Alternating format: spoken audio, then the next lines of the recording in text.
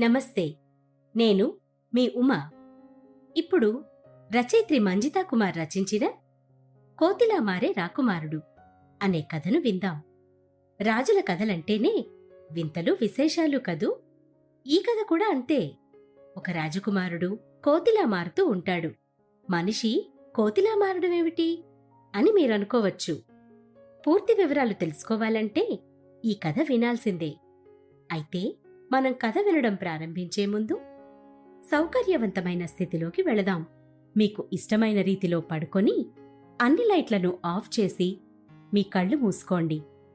నెమ్మదిగా గాలి పీలుస్తూ పూర్తిగా లోతైన శ్వాస తీసుకొని వదలండి. ఈ ప్రపంచాన్ని, ఇవాల్టి జ్ఞాపకాలను మెల్లగా పక్కకు నెట్టి నిద్రలోకి క్రమంగా జారుకొనే సమయమిది. మరోసారి నెమ్మదిగా గాలి పీలుస్తూ లోతైన శ్వాస తీసుకొని మీ శరీరంలోని ఒత్తిడిని బయటకు వదిలేయండి. ఇప్పుడు చేయాల్సిందల్లా విశ్రాంతి తీసుకోవడం, సేద తీరటం, మునుపటి స్థితికి రావటం. మీరు ఇప్పుడు మంచం మీద ఉన్నారు. రోజువారీ అలసట నుంచి మీ శరీరం విశ్రాంతి తీసుకుంటున్నట్లుగా మీకు అనిపిస్తుంది. కాళ్ల నుంచి మొదలుపెట్టి మీ అవయవాల్లోని ఒత్తిడిని ఒక్కొక్కటిగా బయటకు పంపించేయండి. మీకోసం అవన్నీ రోజంతా చాలా కష్టపడ్డాయి. కాబట్టి వాటికి విశ్రాంతి తీసుకునే అర్హత ఉంది. ముందుగా మీ పాదాల్లో మొదలైన విశ్రాంత అనుభూతి క్రమంగా మీ మోకాలి క్రింది భాగానికి చేరుతుంది. అక్కడి నుంచి మోకాళ్లలోకి ప్రవేశిస్తుంది. ఇప్పుడు మీ కాలి ఎగువ భాగాన్ని విశ్రాంతి తీసుకోనివ్వండి. ఈ విశ్రాంత అనుభూతి క్రమంగా మీ పొత్తికడుపు నుంచి వెన్నెముక మీదుగా ఎగువ వీపు వరకు వచ్చి తరువాత ఛాతీలోకి ప్రవహిస్తున్నట్లుగా గుర్తించండి. అక్కడి నుంచి మీ భుజాల్లోకి, తరువాత చేతుల్లోకి, చివరగా వేలి కొనల వరకు వెళ్తున్నట్లుగా అనుభూతి చెందండి.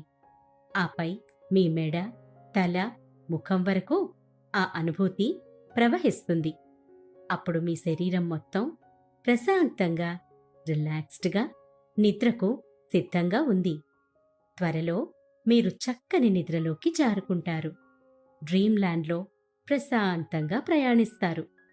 ఈ ప్రయాణం ఉదయం వరకు కొనసాగుతూ ఉంటుంది.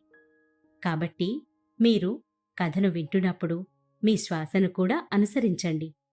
అద్భుతమైన నిద్రానుభవం కోసం మీ శరీరం మొత్తానికి విశ్రాంతినిస్తూ స్థిరంగా ఉండండి. ఇప్పుడిక కథలోకి వెళదాం. అదో సువిశాల రాజ్యం. నామధేయం కౌస్తుభపురం. ఈ రాజ్యానికి మహారాజు అపర గంభీరుడు, మహారాణి శ్రీ శ్రీ శ్రీ అమిత కుచలాంబ. పుట్టిన బిడ్డలంతా పురిటిలోనే చనిపోతుండడంతో మహారాజ దంపతులు దిగులుగా ఉండేవారు.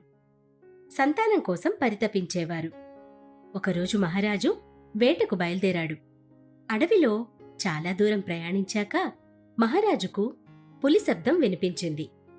పులి వెళ్లిన మార్గంలో వెళుతున్న మహారాజుకు అక్కడో బిడ్డ అలికిడి వినపడింది. వెంటనే రాజు అక్కడికి వెళ్ళగా ఒక చంటి బిడ్డ ఏడుస్తూ కనిపించింది. ఆ బిడ్డ పక్కనే ఒక కోతి కూర్చుని బిడ్డను సముదాయిస్తోంది. ఈ దృశ్యం చూసి రాజు కలవరం చెందాడు. ఈ అడవిలో చంటి బిడ్డను ఎవరు వదిలేసి ఉంటారు అనుకుంటూ బిడ్డ దగ్గరకు వెళ్లబోయాడు. కోతి కీచుకీచుమంటూ రాజును దగ్గరకు రానివ్వలేదు. దీంతో మహారాజు ఆ కోతిని తరిమాడు. కోతి వెళ్ళిపోగానే బిడ్డను చేతుల్లోకి తీసుకున్నాడు. అడవంతా గాలించమని, పిల్లవాడి తల్లిదండ్రుల జాడ తెలుస్తుందేమో చూడమని భటులను ఆదేశించాడు. కాని ఎక్కడా కూడా ఎవ్వరూ కనిపించలేదు. దీంతో మహారాజు ఆ బిడ్డను ఏం చేయాలా అని ఆలోచించసాగాడు. ఇంతలో సైనికాధ్యక్షుడు బింబిసారుడు కల్పించుకొని, మహారాజా, బహుశా మీ పూజలు, వ్రతాల ఫలితమే ఈ బిడ్డ అనుకుంటా. పరమేశ్వరుడు మీకు ప్రసాదించినట్లుగా నాకనిపిస్తోంది. ఈ బిడ్డను మనతో పాటే మన రాజ్యానికి తోడ్కొని వెళదాం అన్నాడు. మహారాజు కూడా అదే ఆలోచనలో ఉన్నాడు. నాకు కూడా అదే సబబనిపిస్తోంది బింబిసారా. సరే, ఏదైతే అదయ్యింది. పదండి, ఈ బిడ్డను తీసుకొని వెళదాం అని చంటి బిడ్డను గుండెలకు హత్తుకున్నాడు. ఏదో తెలియని ప్రశాంతత తనువంతా తాకింది. మహారాజు చంటిబిడ్డతో రాజ్యానికి వస్తున్నాడన్న వార్త రాజ్యమంతా గుప్పుమంది. అందరూ బిడ్డను చూసేందుకు పోటీ పడసాగారు. ఇటు ఆ చిన్నారిని చూసేందుకు మహారాణి కూడా 1000 కళ్లతో ఎదురుచూడసాగింది. మహారాజు ఎవరిని తోడ్కొని వస్తున్నారు? ఇంతకీ ఎవరా బిడ్డ? నాతోనే ఉంటాడా, లేక వచ్చినట్టే వచ్చి వెళ్ళిపోతాడా అంటూ ఆమె మనసు పరిపరి విధాలా ఆలోచించసాగింది. ఈలోగా మహారాజు చంటిబిడ్డను తీసుకొని రాజప్రసాదానికి విచ్చేశారు. మహారాణి పరుగు పరుగున మహారాజు చెంతకు చేరింది. రాజు చేతిలోని బిడ్డను తన చేతుల్లోకి తీసుకొని ముద్దాడింది. ఎంత ముచ్చటగా ఉన్నాడో! ఇంతకీ ఎవరీ బాబు అని భర్తను అడిగింది. అడవిలో దొరికాడు దేవి, కాని ఆచూకీ తెలియదు. ఒక కోతి సంరక్షణలో ఉన్నాడు. నేను కోతిని తరిమి ఈ చంటిబిడ్డను వెంట పెట్టుకొచ్చాను. ఇక మన బాబే అనుకో. ఏం పేరు పెట్టుకుంటావో నీ ఇష్టం అన్నాడు మహారాజు రాణి కళ్లల్లో ఆనందాన్ని పరికిస్తూ. హనుమంతుడి సంరక్షణలో దొరికాడన్నమాట. ఇంకే మారుతి అని పేరు పెడదామండి అంది మహారాణి బిడ్డను ప్రేమగా ముద్దాడుతూ. ఇంతలో ఏమిటిది అంటూ తడిమి చూసింది మహారాణి. బిడ్డకు చిన్న తోక ఉండడం ఆమె గమనించి ఆశ్చర్యపోయింది. మహారాజు బింబిసారుడు కూడా బిత్తరపోయారు. అప్పుడే బింబిసారుడు, మహారాజా, తోక సంగతి తర్వాత చూద్దాం. ముందైతే ఇతడే మన యువరాజని ప్రకటించండి. ప్రజలంతా ఆతృతతో ఎదురుచూస్తున్నారు అన్నాడు. వెంటనే మహారాజు, ప్రజలారా, మాకు ఈ బిడ్డ వరప్రసాదం. మారుతి అని నామకరణం చేశాం. ఇక ఇతనే మా వారసుడు, మిమ్మల్ని పాలించే యువరాజు అని ప్రకటించాడు. మహారాజు ప్రకటనతో ప్రజలంతా సంతోషపడిపోయారు. ఇన్నాళ్లకు రాజదంపతులు తల్లిదండ్రులయ్యారని ఆనందపరవశులయ్యారు. ఈ సందర్భంగా రాజ్యమంతా పండగ వాతావరణం నెలకొంది. బాణాసంచాలు కాలుస్తూ ప్రజలు పండుగ చేసుకున్నారు.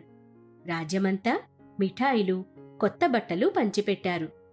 మారుతిని తీసుకొని తన మందిరంలోకి వెళ్ళింది మహారాణి అమితకుచలాంబ.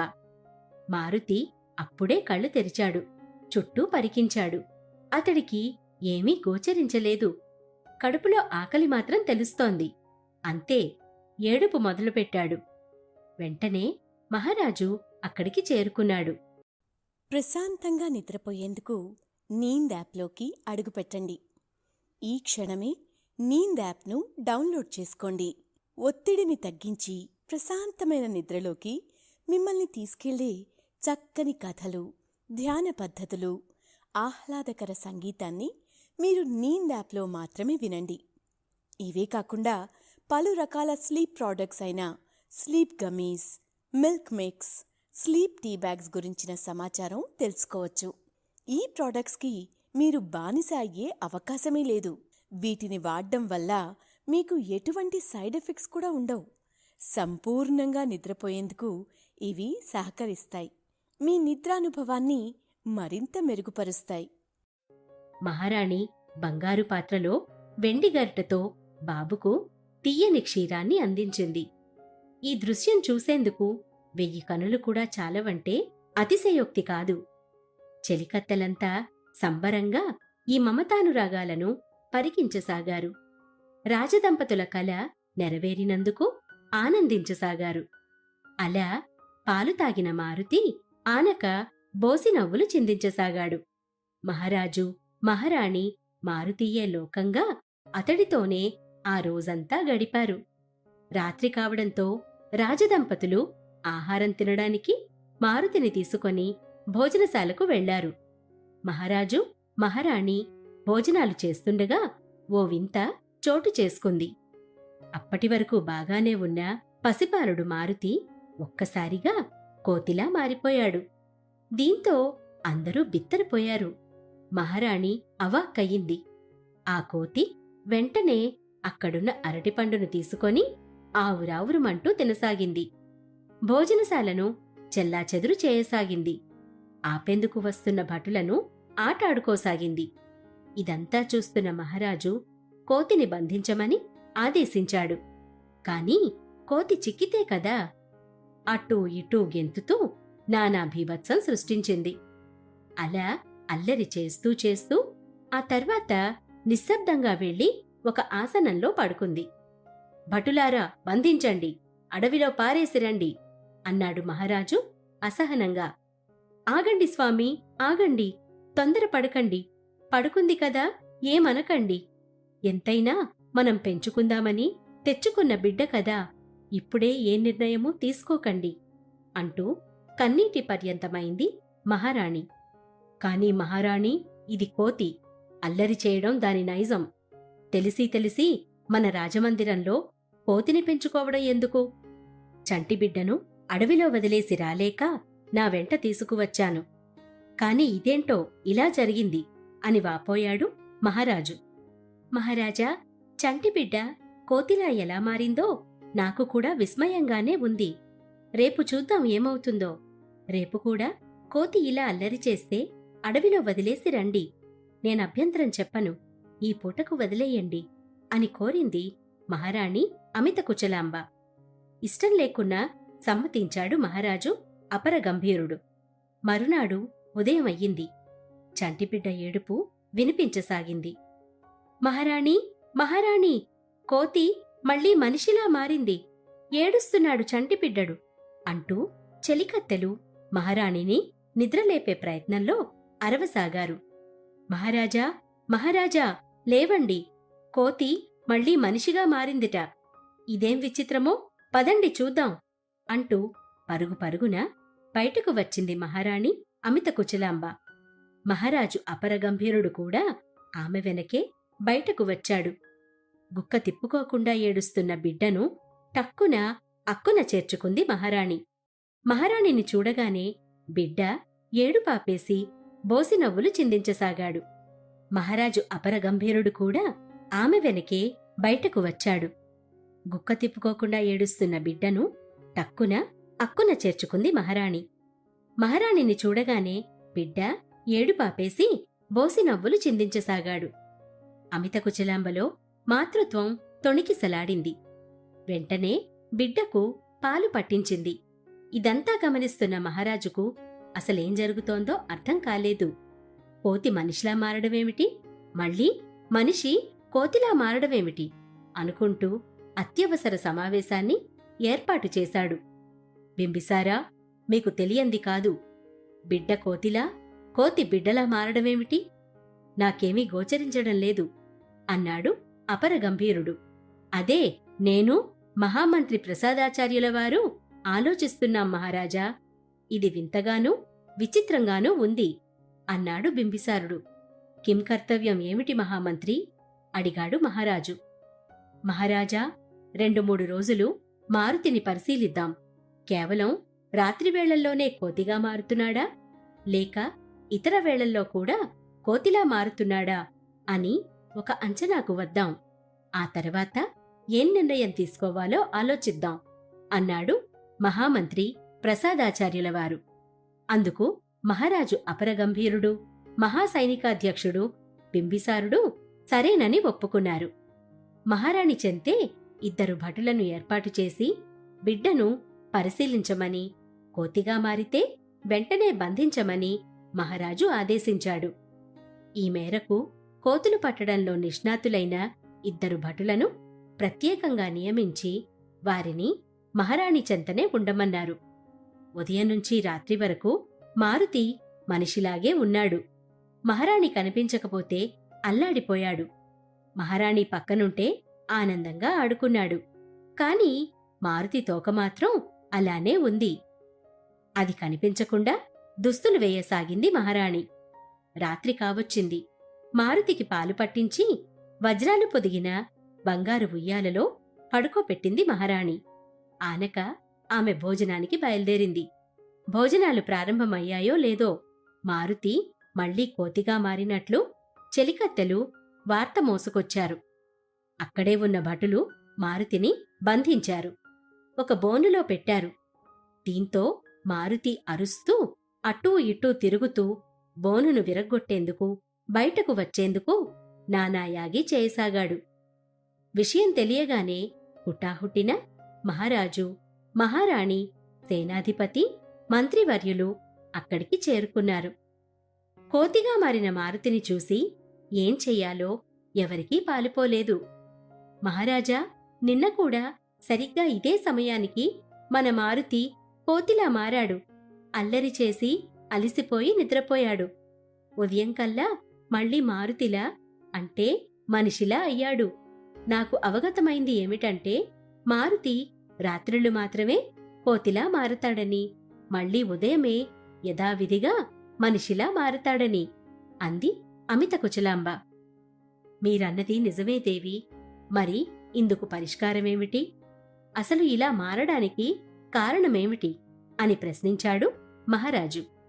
కాని జవాబు ఎవ్వరి వద్దా లేదు. దీంతో అందరూ దిగాలు పడ్డారు. ఈలోగా రాజ్యమంతా ఈ విషయం గుప్పుమంది. యువరాజు రాత్రి కాగానే కోతిలా మారతాడని, కోతిలా ప్రవర్తిస్తాడని వార్త నలువైపులా పాకింది. రాజకుమారుడికి తోక ఉందని, కాని దాన్ని మహారాణి దాచిపెడుతోందని కూడా అందరికీ తెలిసిపోయింది. కొంతమంది జాలిచూపగా మరికొందరు హేళన చేయసాగారు. ఇకపై కోతి మనల్ని ఏలతాడన్నమాట అంటూ ఇంకొందరు నవ్వసాగారు. దీంతో రాజదంపతులు తీవ్ర మనస్తాపానికి గురయ్యారు. ప్రతిరోజూ రాత్రి కాగానే మారుతిని ఒక గదిలో ఉంచేవారు. మారుతికి నచ్చే అరటి పండ్లను, మామిడి పండ్లను, కొన్ని ఆట వస్తువులను అందులో ఉంచేవారు. ప్రశాంతంగా నిద్రపోయేందుకు నీంద్ యాప్లోకి అడుగుపెట్టండి. ఈ క్షణమే నీంద్ యాప్ను డౌన్లోడ్ చేసుకోండి. ఒత్తిడిని తగ్గించి ప్రశాంతమైన నిద్రలోకి మిమ్మల్ని తీసుకెళ్లే చక్కని కథలు, ధ్యాన పద్ధతులు, ఆహ్లాదకర సంగీతాన్ని మీరు నీంద్ యాప్లో మాత్రమే వినండి. ఇవే కాకుండా పలు రకాల స్లీప్ ప్రోడక్ట్స్ అయిన sleep gummies, milk mix, sleep tea bags గురించిన సమాచారం తెలుసుకోవచ్చు. ఈ ప్రోడక్ట్స్కి మీరు బానిస అయ్యే అవకాశమే లేదు. వీటిని వాడడం వల్ల మీకు ఎటువంటి సైడ్ ఎఫెక్ట్స్ కూడా ఉండవు. సంపూర్ణంగా నిద్రపోయేందుకు ఇవి సహకరిస్తాయి. మీ నిద్రానుభవాన్ని మరింత మెరుగుపరుస్తాయి. దీంతో మారుతి కోతిలా మారినా ఆ గదిలోనే ఉండేవాడు. నచ్చినన్ని పండ్లు తిని ఆట వస్తువులతో ఆడుకొని నిద్రపోయేవాడు. మరుసటి ఉదయం మనిషిలా మారిపోయేవాడు. మహారాజా, ఇప్పుడంటే చిన్నవాడు మన సంరక్షణలో ఉన్నాడు. కాని మారుతి పెద్దయ్యాక పరిస్థితేమిటి? రాజ్యాన్ని ఎలా ఏలుతాడు? ఎవరిని పెళ్లాడుతాడు? రాత్రివేళ కోతిగా మారతాడని శత్రువులకు తెలిస్తే ఇంకేమైనా ఉందా? మనపై దండయాత్ర చేస్తారు. దీనికి వీలైనంత త్వరగా ఏదన్నా పరిష్కార మార్గాన్ని అన్వేషించాలి అని అమిత కుచలాంబ మహారాజును కోరింది. నేను కూడా అదే ఆలోచిస్తున్నాను దేవి. ఇప్పుడే రాజ్యంలో దండోరా వేయిస్తాను. రాకుమారుడిని మామూలు మనిషిలా ఎవరు చేస్తారో వారికి ఊహించనంత ధనాన్ని, బంగారాన్ని ఇస్తానని చాటింపు వేయిస్తాను. చూద్దాం మన అదృష్టం ఎలా ఉందో అన్నాడు మహారాజు. ఎవరక్కడా అని భటులను పిలిచాడు. విషయం చెప్పాడు. వెంటనే భటులు రాజ్యం నలువైపులా యువరాజు గురించి దండోరా వేశారు. కాని రోజులు గడుస్తున్నా ఎవ్వరూ వచ్చి రాకుమారుడిని మనిషిలా మారుస్తామని చెప్పలేదు. దీంతో మహారాజు, మహారాణి డీలా పడ్డారు. మారుతికి 10 ఏళ్లు నిండాయి. కోతిలా మారుతున్న విషయం మారుతికి తెలిసిపోయింది. అమ్మా, నేనెందుకు రాత్రి కాగానే కోతిలా మారుతున్నాను? నాకెందుకు కోతిలా తోక ఉంది? నాతో ఆడుకునేందుకు పిల్లలెందుకు భయపడుతున్నారు? నన్ను చూసి ఎందుకు నవ్వుతున్నారు? హేళన చేస్తున్నారు? నాకు కూడా రాత్రి వెన్నెల్లో ఆడుకోవాలనుంది. అందరిలాగా నీతో కలిసి పడుకోవాలనుంది అని బాధగా అన్నాడు. దీంతో మహారాణి కన్నీటి పర్యంతమైంది. నాయనా, ఈ కష్టం కొన్ని రోజులే తండ్రి. ఆ తర్వాత అన్నీ మంచి రోజులే. నువ్వు శాశ్వతంగా మనిషిలా మారుతావు. అప్పుడు మహారాజుగారు, నువ్వు, నేను కలిసి మన హంసతూలికా తల్పంపై కలిసి పడుకోవచ్చు. నీకు నేను బోలెడు కథలు చెబుతాను. మహారాజుగారు నిన్ను గుర్రమెక్కించుకొని ఆడుతారు. వేరే పిల్లలు కూడా నీతో వెన్నెలలో ఆడుకుంటారు. సరేనా కన్నయ్యా? అంటూ బుజ్జగించింది. కాని ఆమె మనసులో 1000 సందేహాలు. ఇన్ని రోజులైనా బాబును మనిషిలా మారుస్తామని ఎవ్వరూ ముందుకు రాలేదేమిటా అని. ఆ రోజు రాత్రి మారుతి మళ్లీ కోతిలా మారి తన గదిలో అల్లరి చేస్తున్నాడు. ఆ గది బయట కూర్చున్న మహారాజు, మహామంత్రి, మహారాణి ఇదంతా గమనించసాగారు. అప్పుడే సైనికాధ్యక్షుడు బింబిసారుడు అక్కడికి చేరుకున్నాడు. మహారాజా, నాదో చిన్న విన్నపం అన్నాడు బింబిసారుడు. చెప్పండి బింబిసారా అంటూ బింబిసారుణ్ణి చూశాడు మహారాజు. మీకు గుర్తుందా, మనం మారుతిని కనుగొన్న చోట ఒక కోతి మారుతికి రక్షగా ఉంది అని గుర్తుచేశాడు బింబిసారుడు. అవును బింబిసారా, గుర్తుంది. అయితే అని సాలోచనగా అన్నాడు మహారాజు. మనం మరోమారు అక్కడికి వెళితే ఈ సమస్యకు ఏదన్నా పరిష్కారం దొరుకుతుందేమోనని నా ఆలోచన. ఏమంటారు అని అన్నాడు. భళా బింబిసారా, భళా, మంచి ఆలోచన చేశారు. మీరు చెప్పింది నిజమే కావచ్చు. ఏమో, ఏ పుట్టలో ఏ పాముందో ఎవరికెరుక. మన ప్రయత్నం మనం చేద్దాం అంటూ మహారాణి వైపు చూశాడు మహారాజు. అయితే రేపే వెళ్లి ప్రయత్నిద్దాం. నేను కూడా మీతో వస్తాను మహారాజా కోరింది అమిత కుచలాంబ. సరే, ఏర్పాట్లు చెయ్యండి మహామంత్రి అని ఆదేశాలు జారీ చేశాడు మహారాజు.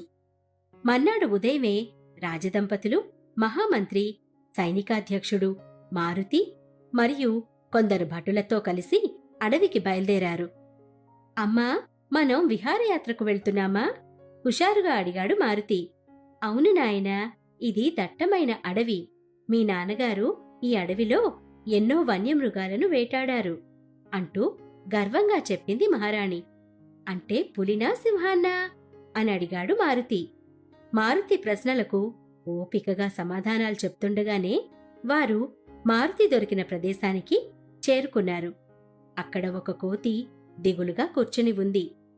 మారుతిని చూడగానే ఒక్క ఉదుటున మారుతి పైకి దుమికింది. అయ్యో మారుతి, మారుతి అని అమిత కుచలాంబ భయంతో అరవసాగింది. భటులు ఆ కోతిని తరిమేందుకు ప్రయత్నించసాగారు. వద్దు వద్దు, ఆ కోతిని ఏమీ అనకండి. అది మారుతికి హాని చేయదు. నాకు తెలిసి ఇదే కోతి అప్పుడు మారుతికి రక్షగా ఉందనుకుంటాను మహారాజా అన్నాడు బింబిసారుడు. మాకు కూడా అదే అనిపిస్తోంది బింబిసారా అంటూ కోతిని చూడసాగాడు మహారాజు. మారుతిని మనసారా చూసుకుంటూ ఆనందంతో నృత్యం చేయసాగిందా కోతి. కోతి అలా తనతో గంతులేయడం చూసి మారుతి కూడా నవ్వుతూ ఆడుకోసాగాడు. అలా కాసేపయ్యాక మారుతిని తన ఒళ్ళో కూర్చోపెట్టుకుంది కోతి. తీయని అమృత ఫలాలు తినిపించసాగింది. అమ్మా, చూస్తుంటే మారుతి నీ బిడ్డలా ఉన్నాడు. నన్ను క్షమించు, నీ బిడ్డను నీకు దూరం చేశాను అన్నాడు మహారాజు తలదించుకొని. మహారాజా, నిజం చెప్పాలంటే నేనే నా కొడుకును నీకప్పగించాను. ఎందుకంటే ఇక్కడ వీడికి రక్షణ లేదు అంది కోతి. కోతి మానవ భాషలో మాట్లాడడం చూసి ఆశ్చర్యచకితులయ్యారు అందరూ. తల్లి, అసలు నువ్వెవరు? మానవ భాషలో ఎలా మాట్లాడుతున్నావు? మా మారుతి నీ బిడ్డా అంటే వానరమా? మనిషిలా, కోతిలా ఎందుకు మారుతున్నాడు? దయచేసి సెలవివ్వగలవు అని అడిగాడు మహారాజు. మహారాజా, నా పేరు హతోస్మిక. నా భర్త పేరు అంబూరుడు. మా సేనలతో ఈ కొండలో నివసించేవాళ్లము. ఒకసారి ఒక రాక్షసుడు వచ్చి మా కొండను ఆక్రమించబోయాడు. దీంతో మేము అతడితో యుద్ధం చేశాం. ఈ యుద్ధంలో నా భర్తతో పాటు అందరూ మరణించారు. అప్పుడు నేను నిండు గర్భిణీని. ఎలాగైనా నా బిడ్డను కాపాడాలని పరుగెత్తసాగాను. అలా ఒక స్వామీజీ ఆశ్రమానికి చేరుకున్నాను. ఆ స్వామీజీ నాకు ఒక మూలికను ఇచ్చాడు. ఆ మూలిక సాయంతో నాకు పుట్టే బిడ్డ మనిషిగా మారుతుందని, అప్పుడు రాక్షసుడు ఆ బిడ్డను ఏమీ చెయ్యలేడని చెప్పాడు. ఆ మూలిక సాయంతో నా బిడ్డను కోతి నుంచి మనిషిగా మార్చాను. అయితే ఆ మూలికా ప్రభావం రాత్రివేళ పనిచేయదు. అందుకే నా బిడ్డ రాత్రి కాగానే మనిషి నుంచి కోతిలా మారతాడు అని చెప్పింది. అదే స్వామీజీ నాకు మాట్లాడే వరమిచ్చాడు. నా బిడ్డను ఒక మహారాజు తోడ్కొని వెళతాడని, అక్కడే నా బిడ్డ సురక్షితంగా ఉంటుందని చెప్పాడు. కాని ఏదో ఒకరోజు నా బిడ్డ నా కోసం తిరిగి వస్తుందన్న ఆశతో ఇక్కడే కళ్లల్లో 1000 వత్తులు వేసుకొని ఎదురు చూస్తున్నాను. ఇప్పుడు నా బిడ్డను చూశాను. ఇక నా ఆత్మకు శాంతి చేకూరింది. ఇక నేను తుదిశ్వాస విడుస్తాను అంటూ ఆ కోతి కన్ను మూసింది. ప్రశాంతంగా నిద్రపోయేందుకు నీంద్ యాప్లోకి అడుగుపెట్టండి. ఈ క్షణమే నీంద్ యాప్ను డౌన్లోడ్ చేసుకోండి. ఒత్తిడిని తగ్గించి ప్రశాంతమైన నిద్రలోకి మిమ్మల్ని తీసుకెళ్లే చక్కని కథలు, ధ్యాన పద్ధతులు, ఆహ్లాదకర సంగీతాన్ని మీరు నీంద్ యాప్లో మాత్రమే వినండి. ఇవే కాకుండా పలు రకాల స్లీప్ ప్రోడక్ట్స్ అయిన sleep gummies, milk mix, sleep tea bags గురించిన సమాచారం తెలుసుకోవచ్చు. ఈ ప్రోడక్ట్స్కి మీరు బానిస అయ్యే అవకాశమే లేదు. వీటిని వాడడం వల్ల మీకు ఎటువంటి సైడ్ ఎఫెక్ట్స్ కూడా ఉండవు. సంపూర్ణంగా నిద్రపోయేందుకు ఇవి సహకరిస్తాయి. మీ నిద్రానుభవాన్ని మరింత మెరుగుపరుస్తాయి. ఇదంతా విన్న మారుతి, అమిత కుచలాంబ కన్నీరు మున్నీరుగా విలపించారు. వెంటనే మహారాజు మారుతితో ఆ కోతికి దహన సంస్కారాలు పూర్తి చేయించాడు. ఆనక కోతి చెప్పిన ఆధారంగా ఆశ్రమం కోసం అందరూ తీవ్రంగా వెతకసాగారు. అలా ఎంతో దూరం ప్రయాణించాక స్వామీజీ ఆశ్రమం కనిపించింది. వెంటనే ఆశ్రమం లోపలికి వెళ్లిన మహారాజు మారుతి జీవిత చరిత్రను స్వామీజీకి వివరించాడు. ఓ, ఈ బాలుడు తిరిగి వచ్చాడంటే ఆ కోతికి మోక్షం లభించినట్లే. ఓం శాంతి శాంతి అంటూ కొన్ని నీళ్లను మారుతిపై చిలకరించాడు స్వామీజీ. మారుతి, నువ్వు హనుమంతుడి వరంతో పుట్టావు నాయనా. మనిషి రూపంలో ఉన్నా నీ తల్లిదండ్రులు వానరులే. నువ్వు పూర్తిగా మనిషిగా మారాలంటే 28 రోజుల పాటు హనుమాన్ చాలీసాను పఠించాలి. ప్రతిరోజు హనుమంతుడికి తమలపాకుల మాలను ధరింపజేసి 108 వడలను సమర్పించాలి. ఇవన్నీ స్వయంగా నువ్వే సమకూర్చుకోవాలి. సరేనా? అప్పుడే నీకు సంపూర్ణ మానవ జన్మ సిద్ధిస్తుంది. అంతేకాదు, స్వయంగా ఆంజనేయుడంతటి బలం వస్తుంది అని స్వామీజీ సెలవిచ్చాడు. మహారాణి ఎంతో సంతోషించింది. స్వామీజీకి నమస్కరించింది. మహారాజు, ఇతర రాజబృందం కూడా స్వామికి ప్రణమిల్లి ఆశీసులందుకున్నారు. ఆ తర్వాత అక్కడి నుంచి రాజమందిరానికి చేరుకున్నారు. మరుసటి రోజు నుంచి దీక్షకు పూనాడు మారుతి. స్వామీజీ చెప్పినట్లుగా కఠోర నియమాలను పాటిస్తూ స్వయంగా పూజా సామగ్రిని సమకూర్చుకుంటూ హనుమాన్ చాలీసాను పారాయణం చేయసాగాడు. అలా రోజులు గడిచాయి. అతడిలో కోతి లక్షణాలు పోసాగాయి. తోక పూర్తిగా మాయమయ్యింది. శరీరంపై ఉన్న అతి వెంట్రుకలు రాలిపోయాయి. రాత్రివేళల్లో అల్లరి తగ్గింది. 28 రోజులు పూర్తయ్యేసరికి మారుతి పూర్తిగా మారిపోయాడు. రాత్రివేళల్లో కూడా మనిషిలాగే ఉండేవాడు. కోతిగా మారడం లేదు. దీంతో రాజప్రసాదంలో అందరూ ఎంతో సంతోషించారు. మారుతి కూడా మిగతా పిల్లల్లా వెన్నెల్లో ఆడుకోసాగాడు. చందమామను చూస్తూ ఆనందించసాగాడు. కొన్ని రోజుల తర్వాత ఒకరోజు మారుతి మహారాజు వద్దకు వచ్చాడు. నాన్నగారు, నాదో చిన్న విన్నపం. కొండపై మా తల్లిదండ్రులను, నా జాతిని అంతం చేసిన రాక్షసుడిని మట్టుపెట్టాలని ఉంది. మీరు అనుమతినిస్తే నేను ఆ పనిని నెరవేరుస్తాను అన్నాడు మారుతి. ఏంటి నాయనా నువ్వనేది? రాక్షసుడిని నువ్వంతం చేస్తావా? నువ్వింకా పాలుగారే పసిబిడ్డవు తండ్రి అంటూ అమిత కుచలాంబ కొడుకును పొత్తిళ్లలో దాచుకోబోయింది. అమ్మా, మాతృమూర్తులకు ఎప్పుడూ పిల్లలు పెద్దయినా పిల్లల్లానే కనిపిస్తారు. కాని నేను యుక్త వయసుకు వచ్చేశాను. నేనిప్పుడు చిన్న బాలుడిని కాదు, యుద్ధం చేయగలను. ఆ శక్తి, ధైర్యం నాలో నిండుగా ఉన్నాయి. మీరు కాదు లేదు అనకుండా నాకు అనుమతినివ్వండి అన్నాడు మారుతి. కాని మహారాజా అంటూ వారించింది మహారాణి, మారుతి, నీపై నాకు సంపూర్ణ విశ్వాసం ఉంది. అన్ని విద్యల్లో రాటుతేలావు. నీ కుటుంబాన్ని సర్వనాశనం చేసిన ఆ రాక్షసుడిని హతమార్చి మీ వంశవీరుల ఆత్మకు శాంతి చేకూర్చు అంటూ మహారాజు ఆశీర్వదించాడు. మహామంత్రి సైనికాధ్యక్షుణ్ణి పిలిపించి విషయం తెలియచేశాడు. వెంటనే సమరానికి అందరూ సిద్ధమయ్యారు. సైనికాధ్యక్షుడు మరికొంతమంది సేనలతో కలిసి మారుతి కొండపై రాక్షసుడిని ఢీకొట్టేందుకు బయల్దేరాడు. మారుతి యుద్ధానికి వెళ్లినప్పట్నుంచి అమితకుచలాంబ హనుమంతుడికి ప్రత్యేక పూజలు చేస్తూనే ఉంది. హనుమానష్టోత్తరం నామావళిని జపిస్తూ మారుతిని కాపాడమని ప్రార్థించసాగింది. ఇటు కొండపైకి చేరుకున్న మారుతి, ఓరి రాక్షసుడా, నా వంశాన్ని నాశనం చేసి నా రాజ్యాన్ని ఆక్రమించుకుంటావా? ధైర్యముంటే నాతో పోరాడు అంటూ యుద్ధానికి కాలు దువ్వాడు. మారుతి మాటలు విన్న రాక్షసుడు హీంకరిస్తూ బయటకు వచ్చాడు. మారుతిపై నిప్పులు చెరిగాడు. ఓరి బాలకా, నువ్వా నాతో యుద్ధం చేసేది? పో, పోయి పిల్లలతో ఆడుకొమ్ము అంటూ వికటాటహాసం చేశాడు. ఎవరు ఎవరితో ఆడుకుంటారో చూద్దాం అంటూ మారుతి రాక్షసుడితో భీకర యుద్ధం చేశాడు. 7.5 రోజులపాటు ఏకబిగిన సాగిన యుద్ధంలో ఇద్దరూ హోరాహోరీ పోరాడసాగారు. గెలుపు ఎవరిని వరిస్తుందో ఎవరికీ అర్థం కాలేదు. చివరికి మారుతి హనుమాన్ చాలీసాను పఠిస్తూ రాక్షసుడిపై గదతో యుద్ధం చేశాడు. ఈ దెబ్బకు రాక్షసుడు హడలిపోయాడు. దిక్కులు పిక్కటిల్లేలా అరుస్తూ అట్టూ ఇట్టూ పరిగెత్తసాగాడు. కాని మారుతి అతడిని వదలలేదు. క్షమించమని కోరినా విడిచిపెట్టలేదు. తన గదతో రాక్షసుడిని ముక్కలు చేసి చంపేశాడు. అక్కడే రాక్షసుణ్ణి అగ్నికి ఆహుతి చేశాడు.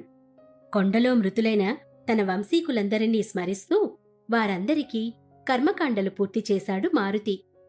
వారంతా మారుతిని ఆశీర్వదిస్తూ పుణ్యలోకాలకు వెళుతుండగా గాంచి నమస్కరించాడు. అటు పిమ్మట అక్కడే ప్రవహిస్తున్న స్వప్నికా నదిలో స్నానమాచరించాడు. ఆ తర్వాత స్వామి ఆశ్రమానికి చేరుకున్నాడు. తాను పూర్తిగా మనిషిగా మారానని, కోతి లక్షణాలు సమూలంగా పోయాయని విన్నవించుకున్నాడు. స్వామీజీ ఆశీసులు తీసుకొని తన రాజ్యానికి చేరుకున్నాడు. యుద్ధంలో గెలిచి వచ్చిన కొడుకును చూసి రాజదంపతులు ఆనందపరవశులయ్యారు. మంగళహారతులిచ్చి స్వాగతం పలికారు. అనతికాలంలోనే మారుతిని మహారాజుగా పట్టాభిషేకం జరిపించారు. రాజ్యమంతా ఆనందశోభితమైంది. విన్నారుగా కోతిగా మారే రాకుమారుడి కథను. ఈ కథ మీకు నచ్చిందనే ఆశిస్తున్నాను. ఇక సెలవా మరి. శుభరాత్రి.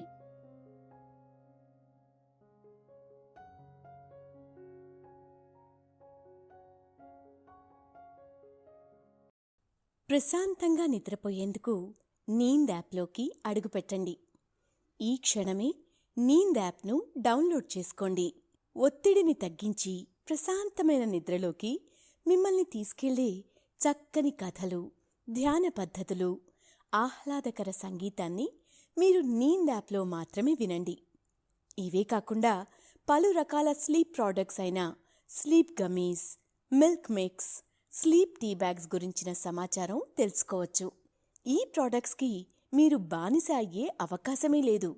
వీటిని వాడడం వల్ల మీకు ఎటువంటి సైడ్ ఎఫెక్ట్స్ కూడా ఉండవు. సంపూర్ణంగా నిద్రపోయేందుకు ఇవి సహకరిస్తాయి. మీ నిద్రానుభవాన్ని మరింత మెరుగుపరుస్తాయి.